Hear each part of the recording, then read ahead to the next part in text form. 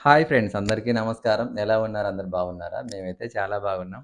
మీరందరూ కూడా బాగుండాలని ఆ దేవుడిని మనస్ఫూర్తిగా కోరుకుంటున్నాను. ఈరోజొచ్చేసి వీడియోలో టాపిక్ ఏంటి అంటే, ఈ మధ్య కాలంలో అయితే ఎడ్యుకేషన్ యొక్క విధానాన్నయితే మార్చేద్దామని చెప్పేసైతే ఇప్పుడున్నటువంటి గవర్నమెంటు ఒక జీవో అయితే పాస్ చేసింది. ఆ విషయం మీ అందరికి తెలిసే ఉంటుంది గదా! సో, దానివల్ల పేరెంట్స్‌కు లాభమా? స్టూడెంట్స్‌కి లాభమా?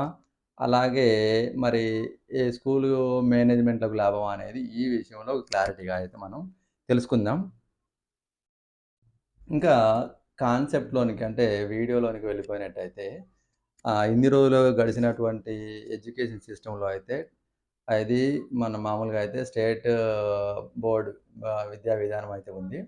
అందులో 10థ్ క్లాస్ వాళ్ళకైతే కామన్ బోర్డ్ ఎగ్జామినేషన్ అయితే క్యాజువల్‌గా ఇయర్లీ ఇది జరుగుతా ఉంది. ఈ విషయం మీద నేను కొంతమందిని కొంతమందిని అడిగి తెలుసుకోవడం ద్వారా నేను గ్రహించినటువంటి విషయాన్నయితే మీ అందరికీ తెలియజేస్తున్నాను. నేను సొంతంగా ఆలోచించి చెప్పేటువంటి విషయం అయితే కాదన్నమాట. కొందరు పేరెంట్స్‌ని పేరెంట్స్‌గా వాళ్ళ అభిప్రాయాన్ని తెలుసుకున్నాను.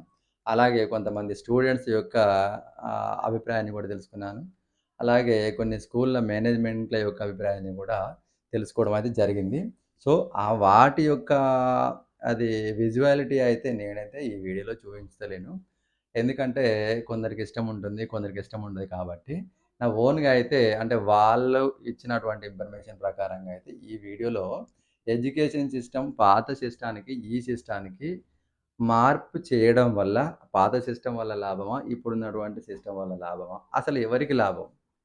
స్టూడెంట్స్‌కా? లేకపోతే మేనేజ్‌మెంట్‌కా? లేకపోతే పేరెంట్స్‌కా? అనే విషయాన్నయితే ఈ వీడియోలో క్లియర్‌గా ఎక్స్‌ప్లెయిన్ చేయబోతున్నాను.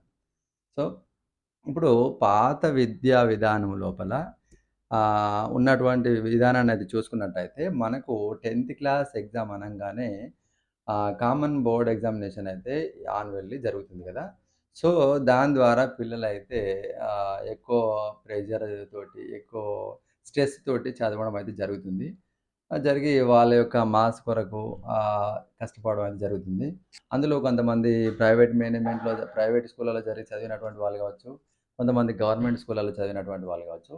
స్కూల్లు ఏ స్కూల్ అయినా గవర్నమెంట్ అయినా, ఇటు ప్రైవేట్ అయినా ఏ స్కూల్‌లో చదివినప్పటికీ గూడా వాళ్ళ యొక్క ఎడ్యుకేషన్ సిస్టమ్ అంతా గనక ఒకటే కాబట్టి కొంతమందికి స్ట్రెస్ అనేది ఎక్కువుంటుంది. కొంతమందికి స్ట్రెస్ అనేది తక్కువుంటుంది. ముఖ్యంగా తీసుకున్నట్టయితే మన గవర్నమెంట్ స్కూళ్ళలో చదివేటువంటి పిల్లలకు ఎందుకంటే టీచర్సు చెప్తా ఉంటారు. అలాగని టీచర్స్ చాలామంది కొంతమంది అనుకుంటారు గదా! గవర్నమెంట్ స్కూళ్ళలో ఏం చెప్పరు. గవర్నమెంట్ స్కూళ్ళలో టీచర్స్ ఇట్లా టైంకొచ్చి వెళ్ళిపోతా ఉంటారు. వాళ్ళకు వచ్చినా గూడా అది చెప్పరని చెప్పేసైతే కొద్దిగా అపోహ అయితే ఉంది. కానీ ఈ విషయంలో మరీ మనం 100% అయితే తప్పు పట్టడానికైతే లేదు. అందులో జెన్యూనిటీ గూడా ఉండొచ్చు. ఇప్పుడు ప్రస్తుతానికి కాకుండా మనం చదువుకున్న రోజుల్లో గూడా అంటే మేము చదువుకున్నటువంటి రోజుల్లో గూడా 10థ్ క్లాసు పాస్ అయితేనే గదా! మిగతా ఎడ్యుకేషన్‌కైతే వెళ్ళాము. మరి మేము చదువుకున్నటువంటి రోజుల్లో గూడా చాలామంది టీచర్స్ ఉన్నారు గదా! All government టీచర్సే.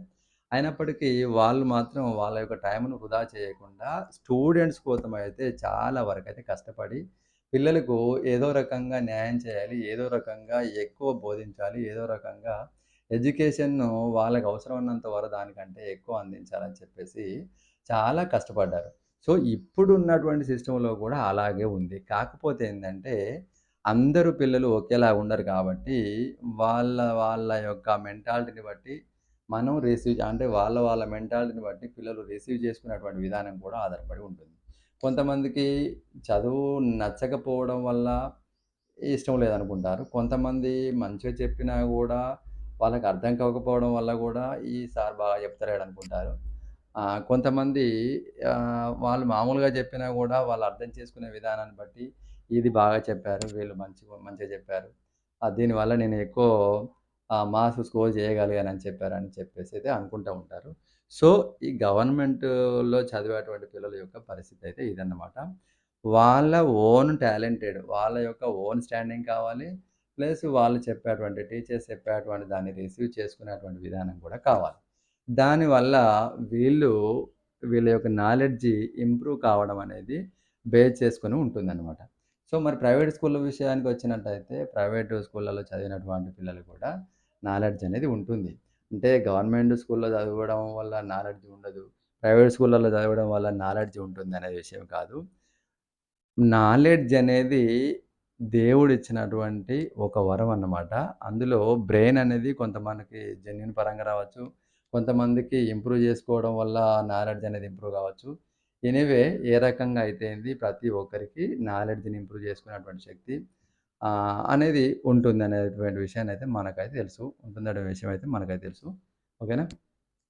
మరిప్పుడు ప్రైవేట్ స్కూళ్ళల్లో చదివినటువంటి వాళ్ళకు మార్క్స్ ఎందుకు ఎక్కువొస్తున్నాయి? గవర్నమెంట్ స్కూల్‌లో చదివినటువంటి వాళ్ళకు మార్క్స్ ఎందుకు ఎక్కువ రావట్లేదంటే, ప్రైవేట్ స్కూళ్ళల్లో చదివినటువంటి పిల్లల పైన 10థ్ క్లాస్ కామన్ బోర్డ్ ఎగ్జామినేషన్ అనేది ఎలా ఉంటుందంటే, రేపటి రోజున వీళ్ళు పాసయ్యి 100కి 100% ఎక్కువ పర్సెంటేజ్ తోటి పాసయ్యి టాప్ ర్యాంక్‌లో ఉన్నట్టయితే, ఆ స్కూలుకు మంచి పేరొస్తుంది. దాని ద్వారా నెక్స్ట్ అకాడమిక్ ఇయర్‌కు ఎక్కువ మంది అడ్మిషన్ తీసుకునేటువంటి విధానం ఆధారపడి ఉంటుంది కాబట్టి అంతే కాకుండా పిల్లల్లో గూడా టాలెంట్ అనేది కొద్దిగా గుర్తిస్తారు గాబట్టి, ఎక్కువ స్ట్రెస్ పెట్టి చదవడం అనేది జరుగుతుంది. సో, ఇప్పుడున్నటువంటి విద్యా విధానం ఏదైతే ఉందో, ఇప్పుడున్నటువంటి గవర్నమెంట్ ఏదైతే ఉందో, ఆ గవర్నమెంట్ అనేది దాంతో పాటు కొన్ని కమిటీలు ఏర్పాటు చేశారన్నా కదా! ఆ కమిటీలు గూడా సమన్వయంగా ఆలోచించి ఒక కొత్త విధానాన్నయితే తయారు చేశారనేది ఒక కొత్త జీవో అయితే పాస్ చేయడం జరిగింది. సో, అందులోని ముఖ్య ఉద్దేశ్యం ఏంటిది అనేది నాకు తెలియదు. కొంతమందిని అడిగి తెలుసుకోవడం ద్వారా ఈ విషయాలైతే తెలిసినియి. ఏంటంటే పిల్లల పైన స్ట్రెస్ తగ్గించడం కోసం ఈ విధంగా చేస్తున్నారేమో అని కొంతమంది అంటున్నారు. అంతే కాకుండా సెంట్రల్ గవర్నమెంట్‌లో గూడా 10+2 విద్యా విధానమే అమల్లో ఉంది గదా! స్టేట్‌లో గూడా 10+2 విద్యా విధానమే అమల్లో ఉండాలని చెప్పేసయితే కొంతమంది అంటున్నారు. ఇవి ఏది ఏమైనప్పటికీ ఇప్పుడున్నటువంటి గవర్నమెంట్ తీసుకున్నటువంటి నిర్ణయం ఏదైతే ఉందో, అది కొంతమందైతే ఏకీభవిస్తున్నారు. కొంతమందైతే దాన్ని ఏకీభవించడం అయితే లేదన్నమాట. ఏది ఏమైనప్పటికీ నాకు తెలిసినటువంటి విషయం ఏంటిది అంటే, దీని ద్వారా పిల్లలకు కొంతవరకు స్ట్రెస్ అనేది తగ్గుతుంది.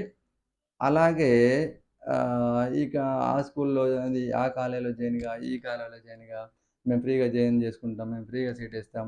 ఎక్కువ మార్క్స్ వస్తే ఇలాంటి సిట్యుయేషన్స్ అయితే ఇలాంటి సిట్యుయేషన్స్ అయితే ఇక ముందు రానున్నటువంటి అకాడమిక్ ఇయర్‌లలో అయితే ఉండవు అనేదైతే నేనైతే అనుకుంటున్నాను. ఎందుకంటే 10+2 విద్యా విధానం అమలు చేసినట్టయితే ప్రతి స్కూల్‌లో ఏ మేనేజ్‌మెంట్ అయితే ఉంటుందో, ఆ మేనేజ్‌మెంట్‌ను ఇంకొక 2 ఇయర్స్ అంటే ఫస్ట్ ఇయర్, సెకండ్ ఇయర్ దాంట్లోనే కంటిన్యూయేషన్ చేసే విధంగా వాళ్ళైతే గవర్నమెంట్ నుంచెల్లి పర్మిషన్ తీసుకొచ్చుకొని కంటిన్యూ చేస్తారేమో మరి ఈ విద్యా విధానం నెక్స్ట్ అకాడమిక్ ఇయర్ ఎలా ఉంటుందో చూడాలి.